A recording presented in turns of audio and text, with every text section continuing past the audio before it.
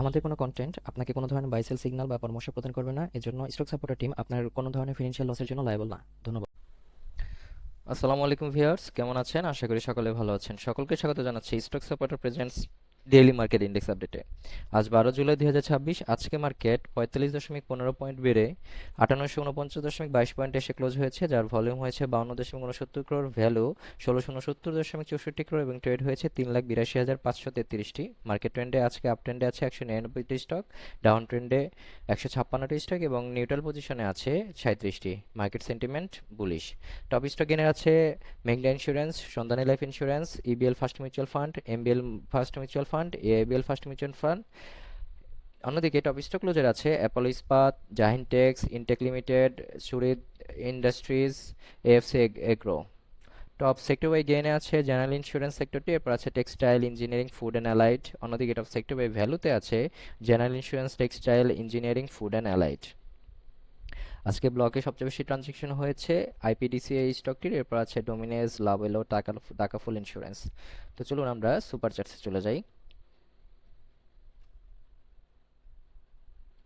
Super চার্টসে আমাদের গত দিনের লেআউটটি লোড করে নিচ্ছি।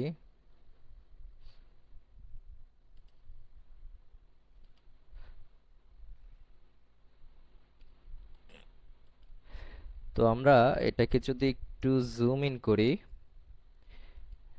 দেখেন এই আমাদের যে ব্যারিয়ারটা ছিল, যেটা আমাদের ছিল 5804 থেকে 58 তো আজকে আপনার 5859 উঠে সেটা কিন্তু আবার হচ্ছে নিচের দিকে হালকা একটু নিচের দিকে নেমে এসেছে, এটা অ্যাডজাস্টমেন্টের কারণে।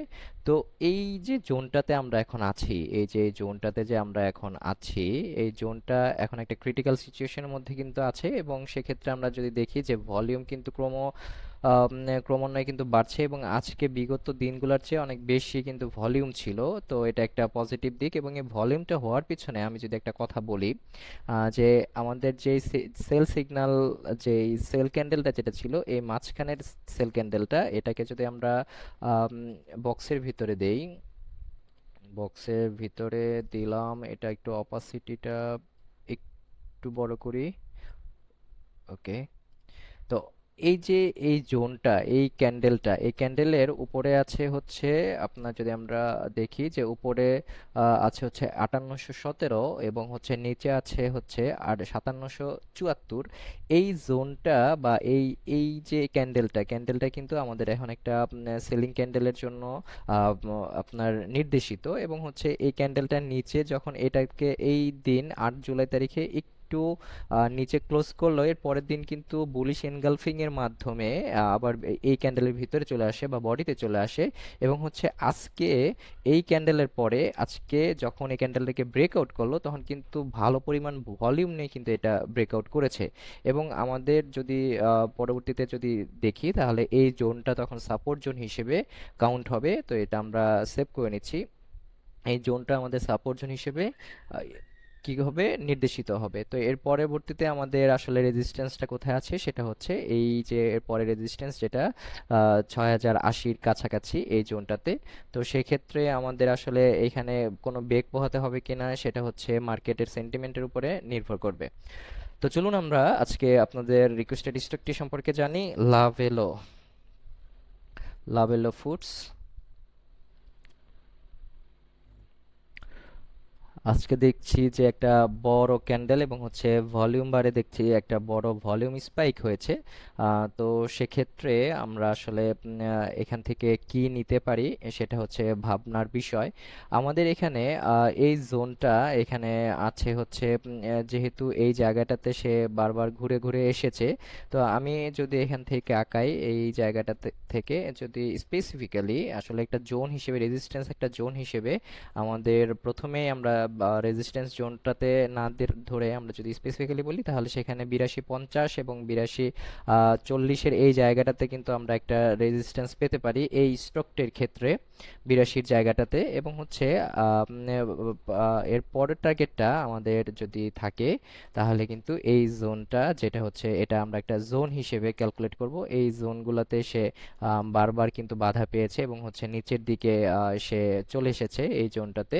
সেটা হচ্ছে আমাদের যদি বলি যে 79 থেকে 91 এই জোনটুকুতে আমরা আরেকটু এটাকে যদি কারেক্টিভ মোডে দেই যে এই জোনটা সেটা হচ্ছে 88-30 এবং হচ্ছে 91-30 এই জোনটুকুতে কিন্তু সে আমাদের এখানে একটা বড় ধরনের রেজিস্ট্যান্স বা সাপ্লাই জোন কিন্তু আমরা দেখতে পারবো। এবং আমরা যদি নিচে থেকে সাপোর্ট জোনটা যদি আঁকি তাহলে দেখব যে এই জোনগুলোতে সে বারবার সাপোর্ট নিয়ে বারবার চেষ্টা করেছে উপর দিকে ওঠার। সেখানে এই জায়গাটাতে সে বারবার হচ্ছে লিকুইডিটি সুইপের কথা যদি বলি, এই জায়গাটাতে একটা লিকুইডিটি সুইপ হয়েছে, এই জায়গাটাতে লিকুইডিটি সুইপ হয়েছে এবং দেখেন এখানে কিন্তু এই যে ভলিউম কিন্তু ভালো পরিমাণে ভলিউম ছিল যখন হচ্ছে রিকভারি করার জন্য, এবং হচ্ছে এই জায়গাটাতে কিন্তু একটা রিকভারি হয়েছে। তো এই জায়গাটা থেকে হচ্ছে আমাদের প্রাইমারি যদি রেজিস্ট্যান্সটা হিসাব করি তাহলে এই জায়গাটাতে একটা রেজিস্ট্যান্স পাবে, সেটা হচ্ছে 8240 এবং হচ্ছে এরপরে 88-30। এটা আপডেট এই পর্যন্ত। তো এর পরবর্তী স্টকটির বেলায় যাব, সেটা হচ্ছে অরিয়ন অরিয়ন ফার্মা। আসলে আপনাদের অনেক রিকোয়েস্ট আসে কিন্তু আমাদের হচ্ছে সময় সংকুলনের জন্য আমরা সবগুলি রিকোয়েস্টের ভিডিও দিতে পারি না। তো তবে আপনারা আমাদের রিকোয়েস্ট করে রাখবেন, যেটাতে সবচেয়ে বেশি রিকোয়েস্ট আসবে আমরা আপাতত সেটা দিব। তবে আপনাদের জন্য হচ্ছে এই রিকোয়েস্টের মানে যাতে আসলে বেশি করে ভিডিও দেওয়া যায় বা বেশি স্টকের ভিডিও দেওয়া যায়, সেক্ষেত্রে যদি আপনার ভিডিওটা লেন্দি হয় তবুও সেটা আমরা ভেবে দেখব, আপনারা রিকোয়েস্ট করবেন। অরিয়ন ফার্মার আজকে যদি ক্যান্ডেলটা দেখি যে আমাদের এই 21 দিনের মুভিং এভারেজ 28 টাকা এবং হচ্ছে আজকে 3080-তে ক্লোজ হয়েছে। ভলিউম কিন্তু গত দিনের তুলনায় আজকে বেশ কম দেখা যাচ্ছে, তাহলে এটা একটা কারেকশনে আছে এই স্টকটি বা কারেকশনে দিতে পারে এই জায়গাটুকুতে। কারণ হচ্ছে আরেকটা ব্যাপার হচ্ছে এখানে যে রিসেন্টলি সে এই জায়গাটাতে ব্রেক করে কিন্তু উপরের দিকে উঠেছে এবং হচ্ছে ভালো পরিমাণে ভলিউম নিয়ে কিন্তু উপরের দিকে উঠেছে, এবং সেক্ষেত্রে এখানে রিটেস্ট করার সম্ভাবনা একদম উড়িয়ে দেওয়া যায় না। তবে আমরা এখানে না ধরে আমাদের এর পরবর্তী রেজিস্ট্যান্স যেটা আছে সেটাকে যদি একটু কল্পনা করি, এটা একটা আপনার ছোটোখাটো একটা মাইনর রেজিস্ট্যান্স হিসেবে কাজ করতে পারে 3250-এর। এবং এর পরবর্তীতে আমাদের যদি দেখি যে এর পরবর্তীতে এই স্টকটি কোথা থেকে ডাউন হয়েছে, সেই ক্ষেত্রে 37 টাকার আশেপাশে, এবং হচ্ছে আলটিমেট টার্গেট এটা থাকতে পারে 42 টাকা। তো এটাকে যদি আমরা আবার একটু দেখাই যে এই জায়গাটাতে সে বাধা পেতে পারে, সেটা হচ্ছে 3740। এর পরবর্তীতে বাধা পেতে পারে সেটা হচ্ছে আপনার 4230 এই জায়গাটুকুতে। তো আজকে এই পর্যন্ত, সবাই ভালো থাকুন, আসসালামু আলাইকুম।